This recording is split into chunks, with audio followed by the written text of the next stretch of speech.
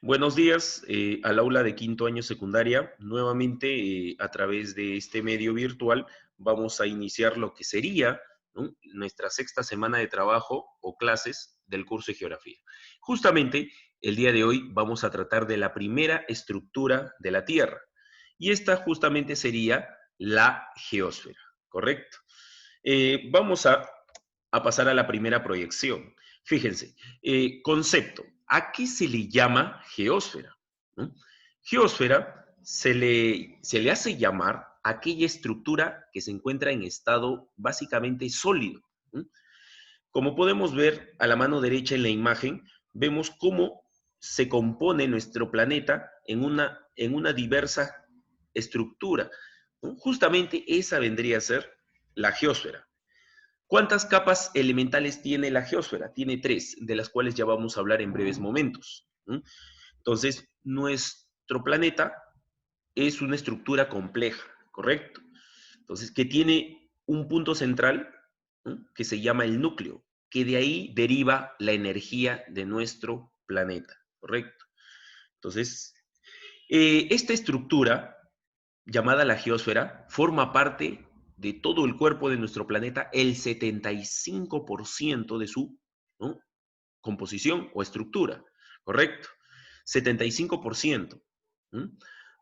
Entonces, ¿qué quiere decir esto? Que este componente es el que más abunda dentro de la parte interna de la Tierra. Claro, también tenemos a la hidrosfera, tenemos también a la atmósfera, pero la estructura reinante vendría a ser justamente la geósfera, ¿no? Y ya vamos a ver por qué tiene tanta dimensión dentro de nuestro planeta. Ahora, un dato que tenemos que tener en cuenta vendría a ser justamente eh, tres características que vamos a ver frecuentemente. ¿Y cuáles son esas características? Número uno vendría a ser la temperatura. ¿Qué quiere decir eso? Que constantemente en cada capa que vamos a ir estudiando el día de hoy, ¿no?, vamos a observar que la temperatura va a ir aumentando gradualmente. Cada vez que vamos ingresando a mayor profundidad, la temperatura va a ir aumentando de una forma considerable. ¿Y cómo se le llama a este comportamiento? Se le llama gradiente térmico. Como puedes ver ahí, donde está la flecha del mouse, gradiente térmico. ¿Qué quiere decir eso? Que a mayor profundidad, ¿no?, mayor va a ser la temperatura que va a generarse cada vez que vamos a ir estudiando capa por capa hasta llegar al núcleo, ¿correcto? Ahora, presión, correcto. También, cada vez que vamos a ir ingresando y estudiando capa tras capa, vamos a observar que este fenómeno o comportamiento va a ir aumentando. ¿Y eso por qué? Porque la fuerza de gravedad, como tú bien sabes, según las leyes de la física, ¿no?, la fuerza de la gravedad influye hasta el centro de la Tierra. ¿Y cuál es el centro de la Tierra? El núcleo, ¿correcto? Entonces, se va a ir haciendo cada vez más intensa. Así es, correcto. Ahora, y por último, vendría a ser la densidad. ¿Qué quiere decir eso? Que cuanto más, ¿no?, profundidad eh, alcance el estudio del cual vamos a tratar en breves momentos acerca de las capas, cuanto más profundo es la zona de las capas, el estado de la materia también va a ir siendo más pesado, más concreto, lo cual determina de que tenga mayor fracción de lo que vendría a ser la masa. El núcleo tiene mayor masa a diferencia del manto y de la corteza. ¿Por qué? Porque está compuesto por una condición más sólida, ¿correcto? Ya lo vamos a ir viendo. Entonces, no te olvides, hay que tener en cuenta estos tres aspectos o características, ¿no?, que se van a mantener constantes. La temperatura, que va a ir aumentando de acuerdo a la profundidad, la presión, que también va a ir aumentando de acuerdo a la profundidad, y sobre todo a la gravedad. ¿Por qué? Porque todos los cuerpos son atraídos hacia el centro con mayor fuerza. Y por último, la densidad, que vendría a ser cada vez que ingresamos a mayor profundidad, las capas se van haciendo cada vez más sólidas, van conteniendo mayor masa, ¿correcto? Así es. Entonces pasamos a lo que vendría a ser la estructura. Ya estamos en la estructura. Eh, La geósfera se compone de 3 capas elementales. ¿Cuáles son? La corteza, el manto y el núcleo. No te olvides, son 3: corteza, manto y núcleo. Vamos a comenzar con la primera capa, ¿correcto?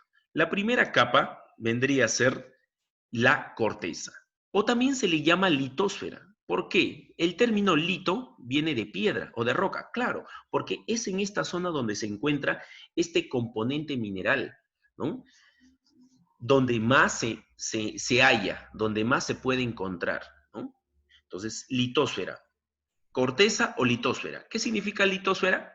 Lito deriva del vocablo, ¿no? Piedra.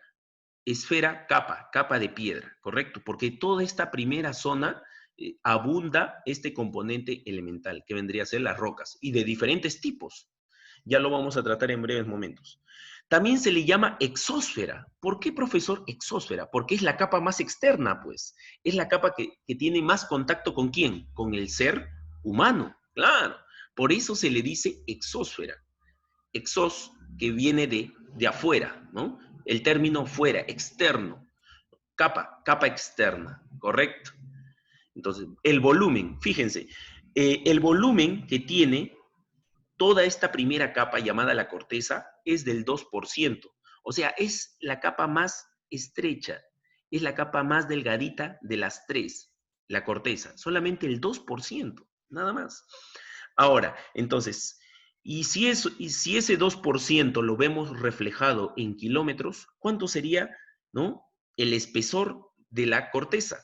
Fíjate, el espesor de la corteza vendría a ser de 5 kilómetros, disculpen, varía desde los 5 hasta los 60 kilómetros en diferentes zonas. Claro, miren, acá nosotros podemos ver una imagen a la mano derecha, ¿correcto? Fíjense, profesor, ¿y a dónde irían los 60 kilómetros de espesor? Fíjate, ahí está la flecha del mouse. Desde esta zona donde está la flecha del mouse hasta donde dice astenósfera, ¿correcto?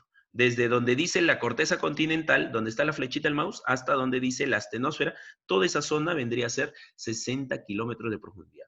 Profe, ¿y por qué dice 5 kilómetros? Porque hay partes de la Tierra que la corteza tiende a ser más estrecho, más, la lámina tiende a ser más delgada o estrecha. Hay zonas de la Tierra donde es más estrecho y hay zonas donde es más grueso, por decirlo así, ¿no? La corteza. ¿Y por qué? Justamente se debe esto a la formación constante de las placas tectónicas. Si tú te das cuenta, en la imagen vemos, ¿no?, unas flechitas de color blanco. Esas flechitas que van en dirección contraria son las placas tectónicas. Cuanto más actividad de placas tectónicas, el espesor, el grosor de la corteza tiende a ser más delgado. En cambio, donde hay menos actividad eh, de placas, el espesor tiende a ser más amplio, ¿correcto? Entonces, no te olvides ese factor. ¿Por qué en algunas zonas de la Tierra la corteza es más delgada y en otras es más gruesa? Justamente por la presencia de placas. Es más delgada porque hay más actividad de placas y es más gruesa porque hay menos actividad de placas tectónicas, ¿correcto?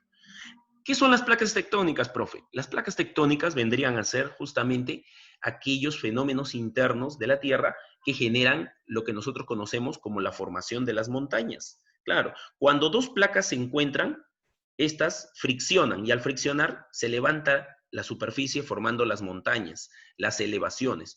También genera los sismos, claro, los sismos también generan. A ver, chicos, pasamos a la siguiente característica.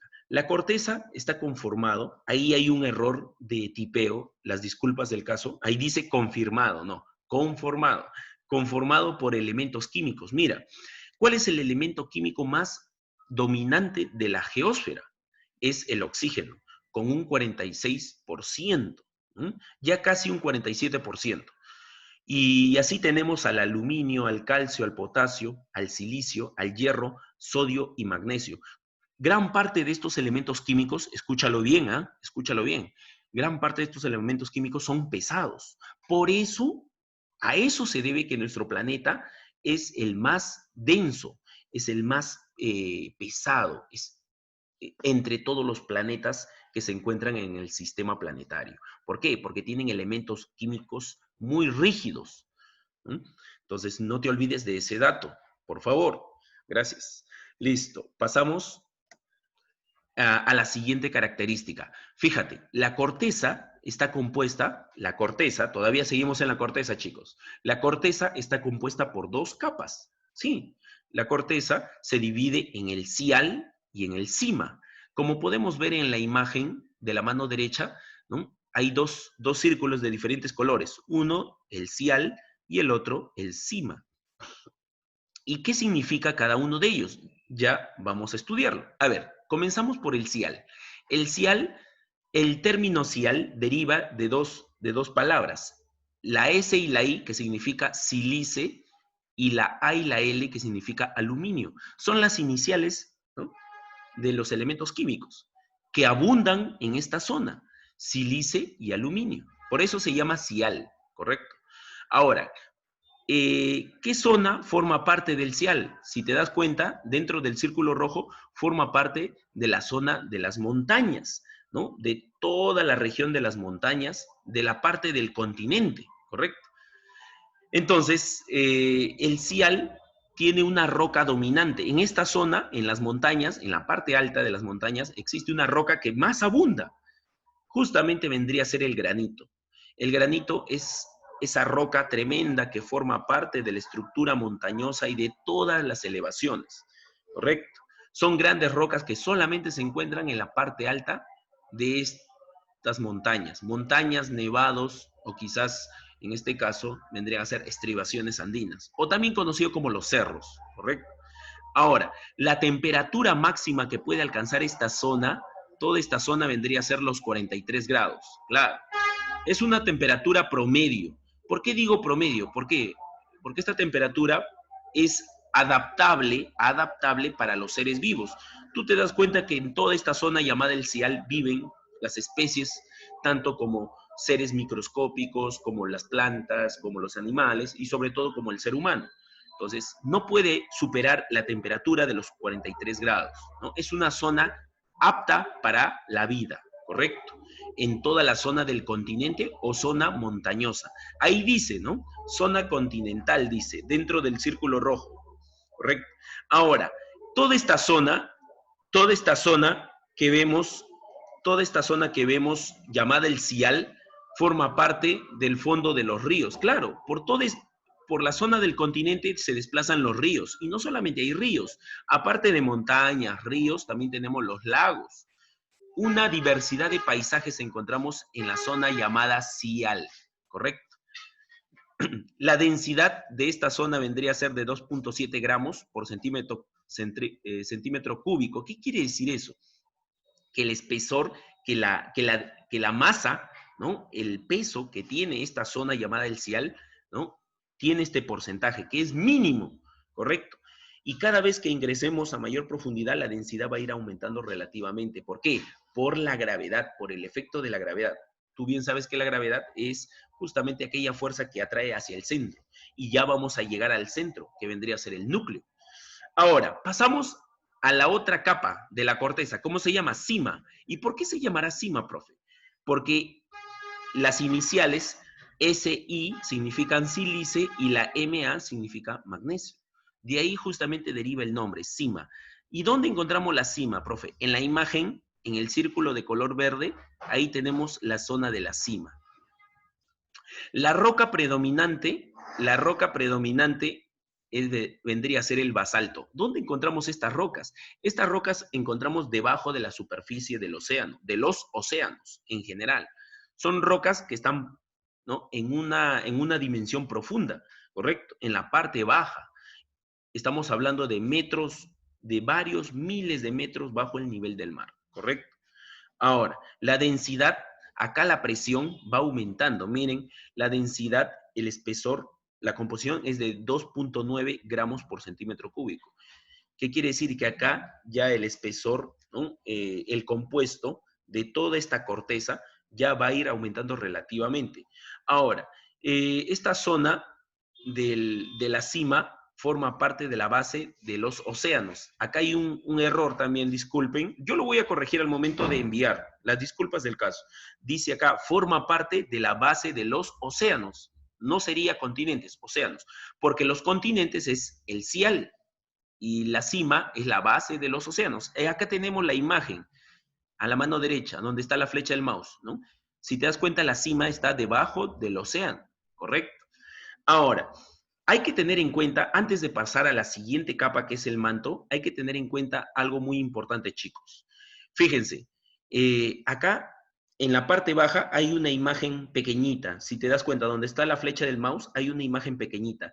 Vemos unas líneas que separan a cada capa y a cada capa. ¿Cómo se llaman esas líneas limítrofes de cada capa? Se llama discontinuidad. Ese es su nombre o su término geográfico.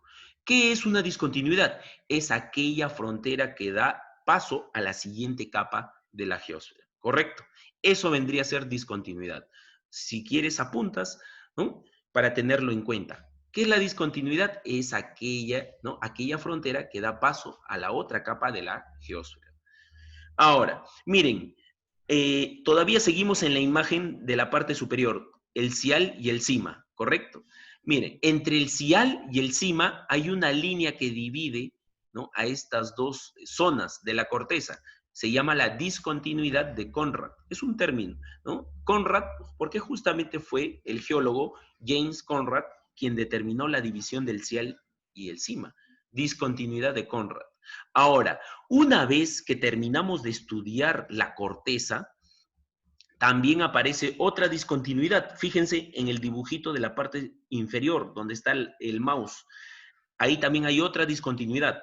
Entonces, una vez que ya estamos terminando de estudiar la corteza, ¿no?, vamos a pasar al manto. Y para pasar al manto también hay otra discontinuidad. ¿Cómo se llama? La discontinuidad de Mohorovic, ¿correcto? No te olvides. Yo te puedo preguntar, ¿cuál es la discontinuidad que da paso de la corteza al manto? Se llama Mohorovic, ¿correcto?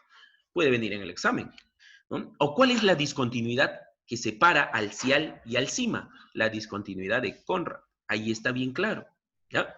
Listo. Pasamos al manto. Fíjense acá, chicos. Ya estamos dentro de la estructura del manto, ¿no? Y justamente el manto vendría a ser la segunda capa de la geósfera, también llamada mesósfera. ¿Por qué se le dice, profe, mesósfera? ¿De dónde viene el término mesósfera? Mesos significa entre o capa intermedia, ¿correcto? Capa intermedia. ¿Por qué? Porque está en medio de ¿quién? De la corteza, que está más arriba, y del núcleo, que está más abajo. Por eso se le dice mesósfera. Ahora, el volumen de esta capa es del 82%. ¿Qué quiere decir eso? Que esta capa, ¿no?, es la que tiene mayor proporción dentro de la geósfera, ¿no?, el 82%. El espesor de esta capa es de 2.850, claro. Fíjense, desde donde está la capa anaranjada en la imagen, ¿no?, donde está la flecha del mouse, hasta donde termina la capa de color amarillo, todo eso vendría a ser el manto, ¿no? El espesor, o sea, el grosor, es de 2.850 kilómetros de profundidad, ¿no?, hacia abajo. A ver, se encuentra, claro, el manto permite que la corteza repose, como dice ahí, descansa encima. Este es el manto, esta es la capa del manto, y encima está la corteza. Reposa, descansa. Por eso dice ahí la característica, sobre el manto descansa la corteza. Ahora, igual que la corteza, ¿te acuerdas que la corteza está compuesta por el cial y el cima? Ahora, el manto también tiene dos capas. Se llama el manto superior y el manto inferior, ¿correcto? El manto superior se llama astenosfera. ¿Qué quiere decir astenosfera? El término astenos significa justamente capa de gran actividad. ¿Mm? Astenosfera, capa de gran actividad, porque aquí es donde se va a generar mayor actividad de la energía. ¿Y de dónde viene la energía, profe? ¿Del manto? No, viene del núcleo, desde la parte interna o parte central. Pero es aquí donde hay mayor frecuencia, ¿no?, de inestabilidad de energía. ¿Por qué? Porque es aquí donde se va a frecuentar lo que vendría a ser el origen del avance de las erupciones volcánicas hacia la superficie terrestre. Ahora, el estado sólido, disculpen, el estado físico. En esta zona del manto superior, tenemos que el estado de la materia es sólido y líquido. ¿Qué quiere decir eso? Que el estado de la materia, acá encontramos el cuarto estado de la materia. ¿Cuál es? Nosotros conocemos el estado sólido, líquido y gaseoso, pero ¿cuál es el cuarto estado de la materia? El estado plasmático. ¿Qué es el estado plasmático? Es la fusión del estado sólido más el estado líquido, ¿correcto? Entonces, esta capa, llamada el manto superior, está justamente conformada por un estado plasmático. O también se le conoce como magma, claro. Por eso te decía que en esta zona hay gran actividad, ¿no? La energía empieza a generarse de una forma descontrolada. Claro. Entonces, chicos, no, Johanna, se llama manto superior, no es externo. El núcleo es externo, ¿correcto? Entonces, en algunos libros, claro, hay un cambio de connotaciones. Eh, por ejemplo, no te guíes de la imagen que está ahí en la parte superior. Sí, ahí hay que hacer una corrección. Eso es una imagen que yo he tomado para poder explicarles básicamente ¿no? las características de cada capa. En sí es manto superior, ¿ya? Ya, hijita. Entonces, el manto superior les decía, se encuentra en estado plasmático. ¿Qué es el estado plasmático? Es el cuarto estado de la materia, que está compuesto por sólido y líquido, o también llamado magma. Por eso hemos dicho que esta zona presenta bastante actividad, porque acá este componente llamado magma está a punto de salir hacia la superficie. ¿Cómo sale? Producto de la presión, ¿no? Es como que si agitaras una gaseosa, ¿no? Que está todavía, ¿no? Todavía no ha sido abierta, ¿no? Entonces tú la agitas demasiado y una vez que abres, bueno, ¿no? O destapas la gaseosa, empieza a salir con una fuerza, ¿no? El líquido de la gaseosa, ¿no? ¿Por qué? Justamente por los gases que se han contenido ahí y que van a generar presión. Y es igual, ¿no? Igual sale el magma hacia la superficie. ¿No? ¿A través de qué? A través de los volcanes, claro. Entonces, miren acá, la temperatura de esta zona es de 1800, ¿no? grados. Imagínate, ¿no? Cómo aumenta gradualmente la temperatura debido a la profundidad. No te olvides, ¿cómo se llama ese fenómeno? Que va a mayor profundidad, mayor temperatura. Se llama gradiente térmico. ¿Ya? Listo, ahora sí pasamos al manto inferior. El manto inferior, llamado pirósfera. ¿Por qué se le dice pirósfera? ¿Qué quiere decir pirósfera? Quiere decir capa de fuego, ¿no? O capa de alta temperatura. El estado de esta capa, llamada el manto inferior, se le conoce como estado líquido. Claro, acá esta capa básicamente tiene un componente fluido. ¿No? ¿Por qué? Porque acá toda esta zona está en proceso, ¿no? de expulsión. Toda la energía se está generando hacia lo que vendría a ser la parte superior, justamente para dar origen al magma, del cual va a salir expulsado por los volcanes. Ahora, acá dice bien claro, forma parte del fondo de los volcanes. Claro, acá vamos a encontrar, en el manto inferior, vamos a encontrar el almacén de todo lo que vendría a ser el magma. ¿Y dónde se encuentra ese almacén lleno de magma? Se le llama cámara volcánica. Claro. La cámara volcánica vendría a ser el lugar donde está almacenado todo el magma, ¿no? A la vez, también se le conoce como cámara volcánica o también llamado foco volcánico, porque tiene justamente una apariencia similar al objeto, ¿no? Ahora, la densidad en esta zona va aumentando relativamente. Vamos a ver que la densidad se compone de 4.3 gramos centímetros cúbicos. ¿Y eso a qué se debe? ¿No? Que se va haciendo cada vez más pesado, ¿no? La composición. Ahora, la temperatura también aumenta gradualmente, de 2500 grados a 2900 grados centígrados. Cabe mencionar, y no me voy a olvidar, chicos, fíjense, entre el manto superior y el manto inferior hay una frontera. ¿Te acuerdas? Ya te dije que las fronteras se llaman discontinuidades. ¿Y cómo se llama la frontera entre el manto superior y el manto inferior? Se le llama discontinuidad de Repeti. Eso lo podemos encontrar en la imagen de la parte superior. Ahora, una vez que ya estamos terminando de estudiar el manto, ¿no? También hay otra discontinuidad. Ahí lo podemos ver en la imagen de la parte inferior, de la parte baja. También está la discontinuidad de Gutenberg. Yo te puedo preguntar, quizás en el examen, quién sabe, ¿no? Te puedo preguntar, ¿cómo se llama la frontera entre el manto y el núcleo? Respuesta sería la discontinuidad de Gutenberg, ¿correcto? O de lo contrario, te puedo preguntar, ¿cuál es la frontera entre el manto superior y el manto inferior? La respuesta sería la discontinuidad de Repeti, ¿correcto?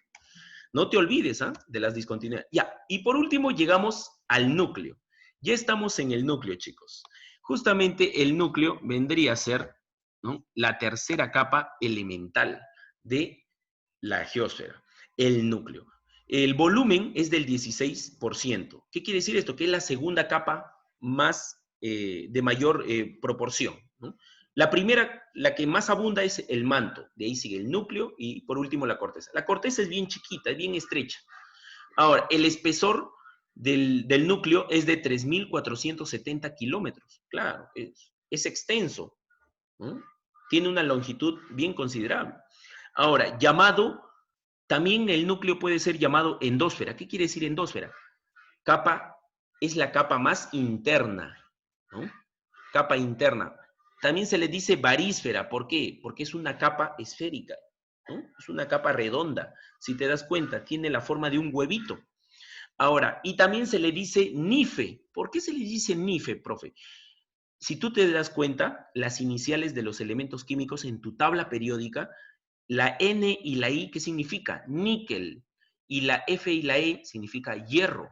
¿Y por qué el níquel y el hierro? Porque esos dos elementos químicos son los que más abunda en el núcleo. Así es, correcto. Ahora, el núcleo también tiene dos capas, el núcleo externo y el núcleo interno, correcto. El núcleo externo es líquido, está en estado líquido, ¿no? Relativamente, ¿no?, dentro de esta composición. Tiene una temperatura de 3.000 a 4.500 grados. O sea, ya vamos a ver la máxima expresión de la temperatura interna de nuestro planeta. ¿Mm? Ahora, y el núcleo interno se encuentra en estado sólido, ¿no? Es la capa más rígida.